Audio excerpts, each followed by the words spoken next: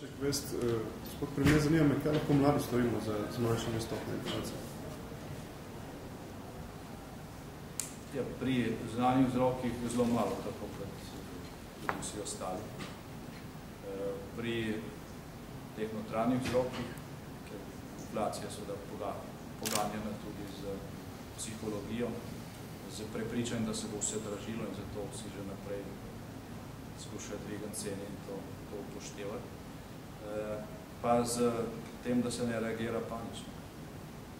Tako da se izbira med ponudbo v tem smislu, da se ne nagrajuje tistih, ki najprej dvignejo cene. Če ste tam najprej kupovali, potem bo ta signal enostavno napačen.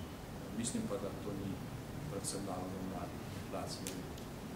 Glavni monetarni pojav, ključne vzvode imajo v rokah institucije, ki skrbijo za monetarno politiko, v tem našem primeru Evropska centralna banka, kaj je Slovenija v evru in tak se sprejemajo pač ključni ukrepi.